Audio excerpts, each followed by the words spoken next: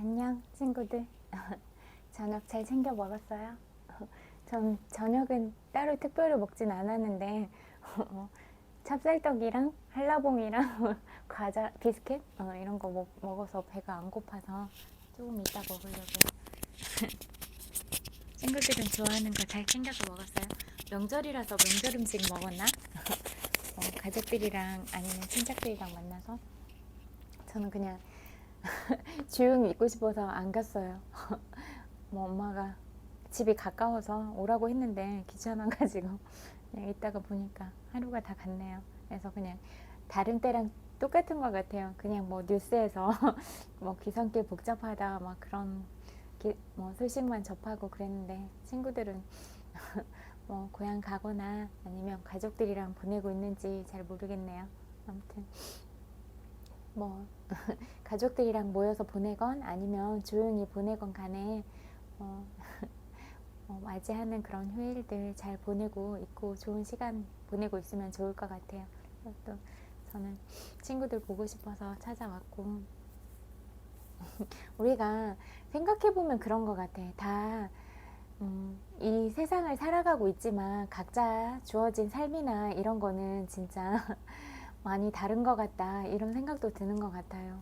그리고 어떻게 보면 뭐 가족으로 이렇게 가까이 있다고 해도 또 각자 주어진 삶은 또 다른 게 아닌가 이런 생각도 들고 그러는 것 같아요. 근데 가장 중요하고 소중한 것들은 우리가 진짜 뭐 한 개개인이 다 존엄하고 그런 귀한 존재다 이런 마음들을 잊지 않고 그런 마음으로 대할 수 있는 것 이런 부분들이 중요한 부분인 것 같아요. 그리고 뭐 다른 사람들에 대해서도 이렇게 생각을 하거나 그런 부분은 자유인데 뭐 너무 이렇게 속단해서 판단하거나 그런 것들은 조금 더 한 번쯤은 더 생각을 해보고 우리가 어떤 말을 할 때도 뭐 짧은 시간인 한 3초 정도라도 생각을 해보고 이 말을 하는 게 나한테 유익한 것인가 아니면 상대한테 유익한 것인가 이런 부분도 생각해보고 말을 하고 또 글로 쓴다고 해도 그런 표현들도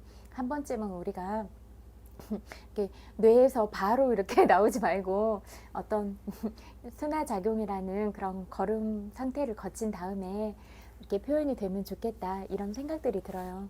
왜냐하면 누구나 다 사랑스럽고 다 예쁜 마음들을 가졌잖아요. 그런데 그런 부분들이 자기도 알지 못하는 상처나 그런 뭐 해소되지 않는 감정 찌꺼기들 때문에 그렇게 나도 모르는 사이에 옆 사람들한테 그렇게 투척하고 있다. 그런데 정작 그런 자신들은 알지 못하고 있다. 그리고 또 그런 우리가 정말 그 기본적인 마음은 누구나 다 어린아이와 같은 그런 순수함이나 이런 것들이 있잖아요. 그런데 그런 뭐 말을 하거나 그런 것들을 보면 그런 사고의 왜곡이나 아니면 그런 뭐 머리에서 생각하는 그런 인지적인 부분들도 많이 오염되어서 이렇게 표현들이 나오는 건 아닌가 그런 생각들이 들더라고요. 근데 제가 봤을 때는 기본적으로 뭐 친구들이 가진 자질이나 이런 것들은 정말 특별하고 천재적이다 이렇게 느끼거든요. 근데 그런 천재성들이 뭐 주변 영향이나 그런 환경적인 부분들로 인해서 뭐 가리워지거나 아니면 이렇게 원래 가진 재능들보다 더 빛을 발하지 못하면 그건 좀 아깝잖아요. 더 개발하고 그러면 그런 친구들의 잠재력이나 그런 부분들이 어떤 부분으로 발현될지는 아무도 모르는 부분이잖아요. 그리고 뭐 아무리 내 주변에 있는 사람들이 가까이 있어도 나를 알지는 못한다 이렇게 생각하거든요. 그리고 진짜 생각해 보세요. 친구들이 뭔가를 한다고 했을 때 진짜 긍정적으로 지지해주고 사랑을 담아서 지지해주는 사람들이 많이 있었나. 근데 진짜 마음은 그렇다고 해도 그 자기들이 가진 그런 인식의 작용이나 습관이나 뭐 여러 겹겹의 생을 살아오면서 그런 뭐 남아있는 그런 의식들, 뭐 사고 체계들 이런 부분들이 우리는 서로가 서로한테 다가갈 때 많이 가로막고 있지 않나 이런 생각이 들어요. 그래서 진짜 뭐 방법들이 좀 서툴고 이럴 수는 있겠다 이런 생각이 들더라고요. 그러니까 진짜 마음은 사랑스럽고 그런 마음이 많이 있지만 우리가 표현하거나 감정적인 부분에서 이렇게 그런 것들을 어떻게 좀 더 세련되고 이렇게 품격 있게 표현을 하는가, 이런 부분은 배우지 못하고 살았다, 이런 생각이 많이 들어요. 그래서 내가 가진 이런 순수함과 정말 사랑스러운 마음들을 상대방한테 어떻게 전달할 것인가, 이 부분들은 진짜 중요한 문제다, 이렇게 생각이 되지는 것 같아요. 그리고 그것들은 또 어떤 상처나 이런 부분들이 스스로가 다 이렇게 녹아내리거나 치유가 안 된다면 나도 모르는 사이에 상대방한테 그런 날카롭고 예민한 모습으로 다가가고 날이 서 있을 수 있겠다, 이런 생각이 들더라고요. 그런데 또 그런 신체적인 부분과 정신적인 부분은 또 이렇게 연결을 이루고 있으니까 내가 많이 피곤한 상태가 되거나 그러면 또 이렇게 정신 상태도 예민해져 있을 수 있고, 또 나가는 말이나 이런 것도 좀 날카로울 수 있겠다, 이런 생각이 많이 들더라고요. 그래서 이렇게 기본적인 체력을 유지하고 또 음식을 잘 섭취하고 이러는 것도 중요하겠다, 그런 생각이 들어요. 저도 군것질을 좋아하고 그래서 먹는 것들이 다 몸에 좋은 걸 먹는다, 이렇게 말하기는 어려운데, 또 우리가 섭취하는 음식들, 그런 부분들이 또 우리 몸과 정신에도 그렇게 지대한 영향을 미친다고 하니까 가능한 한 그래도 좀 몸에 도움이 되는 것들, 그런 것들을 먹는 게 중요할 것 같다, 그런 생각은 들어요. 그리고 우리가 그냥 우리의 이런 아름다운 몸이나 이런 부분을 그냥 어떤 체격이나 이런 거 상관없이 그냥 한 사람 한 사람이 다 예쁘다고 생각하거든요, 기본적으로. 그런데 이렇게 우리가 악기에 비유를 해보면요, 우리가 이렇게 몸이라는 아름다운 악기를 또 어떻게 소중하게 다루고 표현을 내는가, 이런 부분도 중요한 것 같아요. 그리고 이제 그때 한참 힘들 때 이렇게 생각을 했는데, 우리 몸이 이렇게 원활하게 잘 소통이 되기 위해서는 우리 몸의 구조들이 수많은 혈관 조직으로 이루어져 있잖아요. 이런 혈관들이 막힘없이 흘러가는 것처럼 이렇게 어느 한 군데가 막히지 않고 원활하게 잘 소통이 돼야 우리가 아프지 않고 이렇게 잘 어떤 무언가를 해결해 나가거나 이러는데 도움이 많이 되겠다, 이런 생각이 들었거든요. 그런데 이거를 그냥 이렇게 개인의 몸으로도 볼 수 있지만, 어떻게 보면 또 다른 사람하고의 연결성, 이런 부분들로 봤을 때도 그런 혈관의 흐름처럼 우리가 다른 사람을 대할 때도 그렇게 자연스럽게 관계에 있어서도 막힘없이 잘 흐를 수 있다면, 그런 것들은 참 더 좋은 방향으로 갈 수 있는 부분이 되지 않을까, 이런 생각이 들었고, 요즘에는 예전하고 많이 다르잖아요. 그래서 한 개인의 생각이나 마음들, 이런 것들이 진짜 금방 세계로 뻗어 나가기가 쉬운 구조잖아요. 워낙 다양한 매체들도 있고, 그래서 손안의 세상이 진짜 전 세계랑 연결되는 그런 세상들이잖아요. 그러니까 우리 한 사람 한 사람이 가진 생각이나 마음들은 정말 소중하고 귀한 것이다, 이렇게 생각을 해요. 한 사람이 진짜 잘못된 생각을 하거나 그랬을 때 미치는 파장이나 이런 것도 꽤 클 것이다, 이렇게 생각을 하거든요. 그런데 그래서 그런 원래 가진 그런 예쁜 마음들, 그런 본연의 마음들을 잘 들여다보고 어떤 방향으로 갈 것인가, 이렇게 잘 잡고 가는 부분들은 정말 중요하다, 이렇게 많이 생각을 해요. 다 똑같은 것 같아요. 어떤 아름다운 시를 보거나 아름다운 글을 통해서도 우리 마음은 진짜 아름답게 그렇게 순화가 될 수도 있고, 또 아름다운 노래를 들었을 때도 그러잖아요. 그러니까 친구들이 진짜 그런 창의적인 면이나 그런 잠재력인 면, 철학적인 그런 가치들, 이런 것들이 진짜 뛰어나잖아요. 그리고 그런 예술적인 감각이나 기질들, 이런 부분들이 원래 가진 게 예민하게 있으면 그런 부분들은 또 그런 영민함으로 이렇게 표출이 된다고 생각을 하거든요. 그러니까 그런 부분들로 누군가한테 희망을 주거나 그렇게 재능들이 또 가치 있게 그렇게 열리면 참 좋겠다 이런 생각이 들더라고요. 뭐 그림을 잘 그린 사람은 그림으로 그런 희망적인 메시지를 표현할 수도 있겠고, 뭐 노래를 잘 만들고 그러는 사람들은 노래로 그렇게 희망적이고 아름다운 노래를 표현할 수도 있고, 노래를 잘 부르는 사람은 진짜 그런 정말 마음을 울리잖아요. 진짜 막 온몸에 전율이 느껴지는 것처럼 그런 감동을 줄 수 있는 사람들이 친구들이다. 그래서 그런 가치와 재능들은 정말 귀한 거다. 그리고 개개인마다 갖고 있는 매력들이나 이런 부분들은 정말 다양하잖아요. 그래서 그런 부분들이 정말 소중하고 사랑스럽다. 이렇게 생각이 되는 것 같아요. 그래서 그런 뭐 아주 높은 가치를 가진 그런 사람들이 친구들 자신이다 이렇게 믿고 늘 기억하고, 어떤 힘든 순간은 올 수가 있다고 생각해요. 그런데 그런 힘든 순간에도 그런 관점을 변화시키고 늘 긍정적인 마음을 놓지 않으려고 하고 좋은 방향으로 가려고 하는 생각을 놓지 않는 것, 그리고 뭐 자기가 마음으로 그리는 어떤 대상들 있잖아요. 내가 누군가를 닮고 싶고 그런 사람들이 있다면 내가 그 사람이라면 어떤 판단을 내리고 어떤 결정을 할 것인가 이렇게 생각을 해보기도 하고, 또 어떤 좋은 인연들을 만나고 싶은지 그런 것들을 구체화시키고 이루고 싶은 목표들에 대해서도 그 부분들을 끊임없이 생각하고, 그러면 언젠가 자기도 모르는 사이에 그 지점에 다 있을 것이다. 그리고 친구들의 인생은 친구들의 몫이다. 그리고 그 주인공은 친구들이기 때문에 친구들의 역사는 친구들이 쓰는 것이다. 친구들의 주도하에 다 아름답고 그런 역사들을 써 나갈 수 있다. 전 이렇게 믿거든요. 이렇게 제 생각 한번 공유해 보면서 또 책 읽어 드릴게요.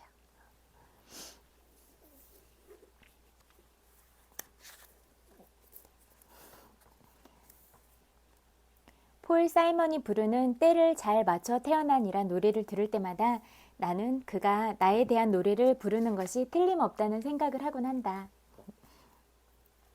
내가 이 세상에 도착한 것은 1954년, 남부연합 중에서도 흑인에 대한 집단 폭행이 가장 잦았던 미시시피주에서 태어났다. 흑인 남성이 자기 일만 생각하며 거리를 걷는 것만으로도 백인들의 질책이나 희롱의 대상이 되기 일쑤인 시절이었다. 흑인이 좋은 직업을 가졌다는 말은 대놓고 그를 니그로라고 부르지 않는 착한 백인 가정을 위해 일한다는 것을 뜻하기도 했다. 여전히 짐 크로법이 발효 중이며 흑백 분리가 성하고 흑인 선생들은 백인 학교에서 내다 버린 낡아빠진 교과서를 사용할 수밖에 없던 시절이었다. 그러나 내가 태어난 해 변화의 계절이 시작되었다. 1954년 미국 대법원은 브라운대 교육위원회 소송에서 흑인이 동등한 교육을 받을 권리가 있다고 판결했다. 미국 전역의 흑인들의 삶이 개선되리라는 희망이 피어나게 한 판결이었다. 우주가 우리를 지은 모습에 따라 우리는 자유의지의 권리를 지니고 태어난다고 나는 항상 믿어왔다. 그리고 단언컨대 모든 영혼은 자유를 갈망한다. 1997년에 영화 빌러비드의 새드 역을 준비하면서 나는 지하철도 일부를 경험하는 여행을 기획했다. 노예 제도에서 벗어난 삶, 즉 내게 이래라 저래라 명령할 주인이 없는 삶과 권리를 찾아서 북부로 탈출을 감행한 노예가 숲을 방황하는 것이 어떤 느낌인지 직접 느끼고 싶었다. 하지만 눈을 가린 채 숲에 남겨져 어느 방향으로 가야 안전가옥이 나올지 홀로 고민하게 되었을 때 나는 처음으로 자유의 본질이 내게 명령할 주인이 없는 것이 아니라는 걸 알게 되었다. 자유란 스스로 선택할 권리를 가지는 것이었다. 영화에서 세드는 자유를 찾아 여행하는 것이 어떤 것인지 설명한다. 여기에 온 후로 아이들을 더 사랑하게 된 것 같아요. 아니, 켄터키에 있을 때는 그곳에 머무르는 하는 그 아이들은 내 것이 아니기 때문에 내가 사랑해줄 권리가 없다고 느낀 건지도 모르겠어요. 가끔 아들 녀석들이 웃는 소리를 듣는데 소리가 예전하고 완전히 달라요. 지금도 웃음소리가 나면 일단 겁부터 나요. 누가 듣고 화를 낼까 봐요. 하지만 곧 기억하죠.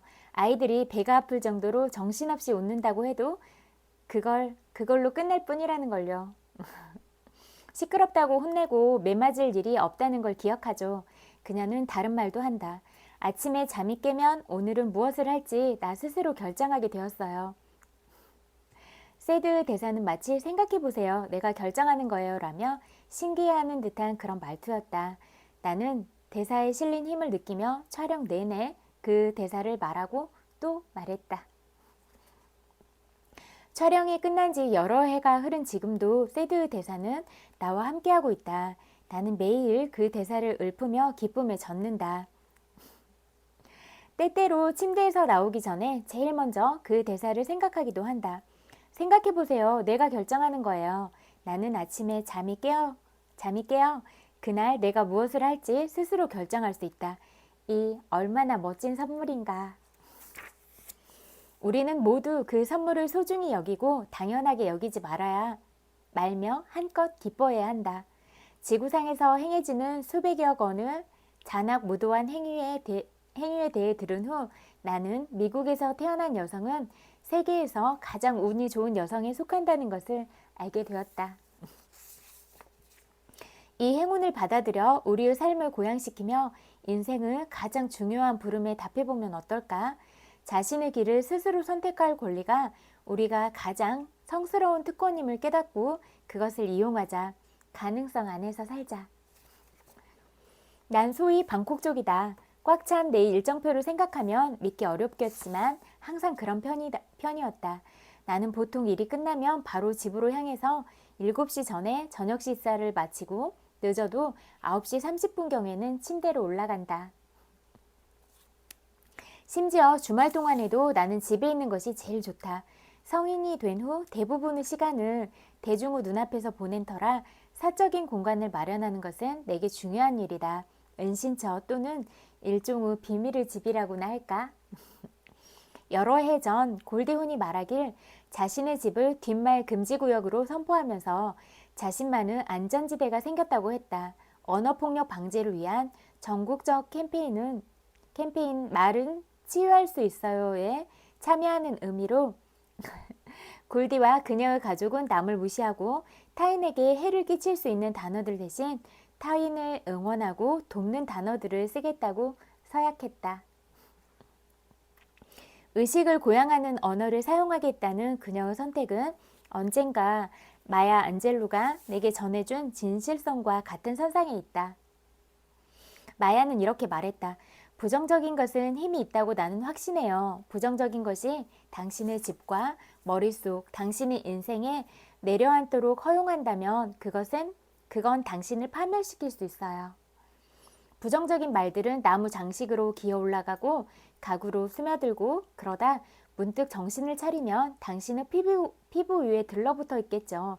부정적인 말은 독이에요. 부정적인 말이 얼마나 큰 상처를 낼 수 있는지를 나는 아주 일찍 발견한 사람이다. 방송 일을 시작하고 얼마 지나지 않아 타블로이드지가 나에 관한 거짓말들을 기사화하기 시작했을 때 나는 큰 충격을 받았다. 기사의 내용이 너무 왜곡되었다고 느꼈고 사람들이 그 거짓말을 믿으면 어떡하지 걱정하며 많은 에너지를 낭비했다. 나에 관한 거짓말을 한 사람들 모두에게 전화를 걸고 따져서 나 자신을 방어하고 싶은 충동과 싸워야 했다. 내가 지금 확실히 알고 있는 것을 그때는 알지 못했을 때였다. 누군가가 당신에 대해 거짓을 퍼뜨릴 때 그런 행동을 하는 진짜 이유는 실은 당신 때문이 아니다. 그런 일은 절대 없다. 뒷말이란 전국을 휩쓰는 소문이든 친구 사이의 불평이든 그 말을 입에 낸 사람들이 느끼는 열등감을 반영한다. 대부분의 경우 우리가 누군가의 뒤에서 그들에 대한 부정적인 말을 하는 것은 우리에게 힘이 있다고 믿고 싶기 때문이다. 이런 부분들을 생각해 보면 그냥 스스로 벌을 받았다고 이렇게 생각하고 우리는 거기에 대응하지 않고 그냥 자비로운 마음으로 그런 눈으로 바라봐 주는 게 우리 자신한테 더 유익하고 도움이 될 것이다. 이렇게 생각해요. 무슨 이유에서건 우리가 스스로 무력하고 무가치하다고 느끼며 상대 앞에서 솔직하게 이야기할 만큼 용기가 없기 때문이기도 하다. 상처 주는 말을 하는 이는 자기 자신과 그 말을 함께 나누는 사람들 모두에게 우리는 신뢰를 받을 수 없는 사람이야 라는 메시지를 보내는 것과 같다. 누군가가 자기의 친구를 헐뜯는다면 그 사람이 또 다른 사람을 비방하지 않을 리가 없지 않은가. 뒷말을 한다는 것은 우리가 불만을 품은 사람에게 직접 이야기할 만큼 담대하지 않으며 비겁한 방식으로 그들을 비하한다는 뜻이다. 극작가 줄스 파이퍼는 뒷말을 하는 것은 작은 살인을 범하는 것과 같다고 지적한다. 그것은 겁쟁이의 암살 시도와 같다. 우리는 뒷말에 열광하는 문화를 가진 시대에 살고 있다. 누가 무엇을 입었고 누구는 누구와 데이트하며 가장 최근 성추문에 연루된 사람이 누구라는 등등 우리가 우리의 가정과 인간관계, 우리의 삶을 뒷말 금지구역으로 선언한다면 어떻게 될까? 얼마나 많은 시간이 새로 생겨나는지 아마 놀랄 것이다. 우리는 그 시간을 타인을 헐뜯는 것보다 훨씬 더 의미 있는 일, 예를 들면 우리의 꿈을 쌓는 일에 쓸 수 있다. 더 가치 있는 일에 시간을 쓰고 우리의 소중한 에너지를 효율적인 데 쓰는 게 중요한 것 같아요. 저는 늘 그런 생각인 것 같아요. 우리 가정은 진실의 기운으로 가득 차서 손님들이 신발을 벗어 젖히고 한동안 쉬고 싶은 그런 곳이 될 것이다. 그렇게 우리는 말이 파괴의 힘을 가지고 있지만 반대로 치유의 힘도 가지고 있다는 것을 기억하게 될 것이다.